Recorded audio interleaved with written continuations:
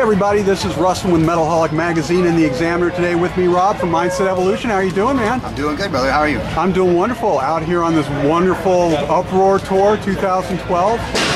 How's nice and noisy. People are breaking things down. So, first off, how's the tour going for you guys? It's amazing. It's everything we hoped it would be, and nothing like what everybody warned it would be like. It's a blessing in every regard. It's amazing out here. Now, for those who don't really know the story behind it, you guys have sort of an unusual story that goes with getting on Uproar. Why don't you share that with everybody? Last year was the inaugural Rockstar Energy Drink Uproar Festival Battle of the Band. Last year it was powered by Best Buy Music Gear. This year it's powered by Imagine Records. But there was 5,300 bands in the whole nation, and through fan voting, community participation, you got voted into the top 100 in your region. Right. And so that narrowed it down to 2,600 bands, and out of those 2,600 bands, the judges selected 26 bands, and out of those 26 finalists, the judges finally whittled it down to Mindset Evolution as being the #1 band in the nation. And subsequently, we've been invited out to the entire tour. We get to be out here on the road. We've been here from day one. We'll get to conclude the entire tour, as well as going out and recording with Jay Baumgartner in Hollywood at NRG Studios. We had a professional photo shoot with Lisa Johnson, and just all kinds of great little gift bag type things. It's been a really rad ride. Nice, nice. And even though you guys are on early, a lot of people out here early to see you guys. Very great fan response.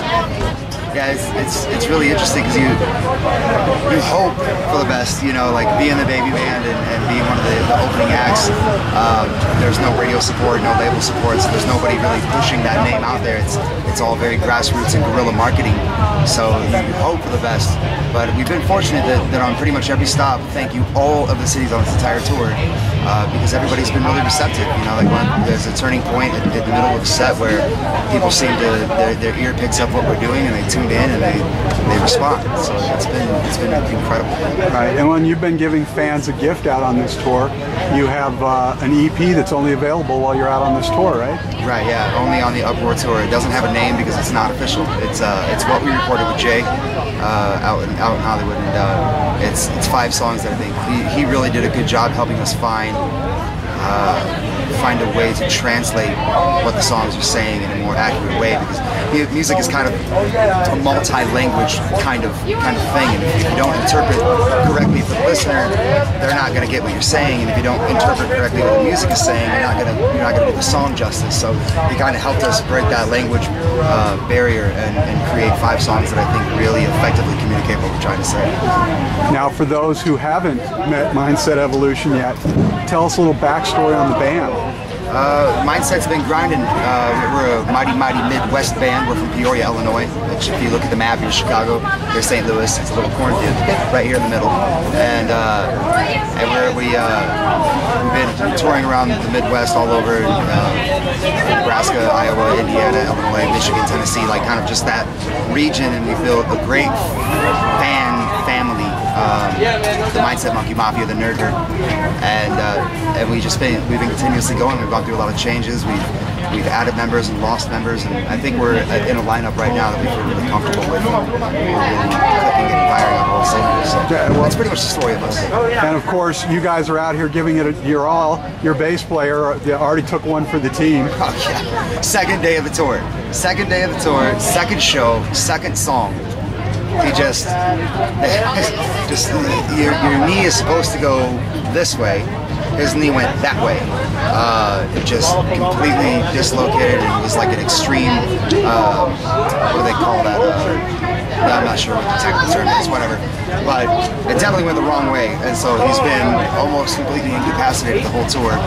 But he stayed, and you know, we really thought our tour was over with. But he soldiered up and he stayed with it. You know, he's going to actually be able to finish the tour. Probably a couple weeks after we get home, he'll be able to walk on his own. So.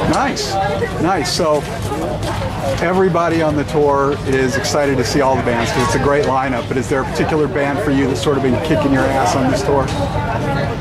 You know, I've said it before. Like, I love all the bands that are out here. Everybody has been super cool. Like, every single band. I love all of them, everybody that we've played with so far. But I mean, for me, watching POD play is like, it's like no pun intended, it's like a religious experience. That's my church every day. I go to church every day and I watch them play and perform, and just their physicality and what they give to their audience and the message they're trying to send, I think is incredible.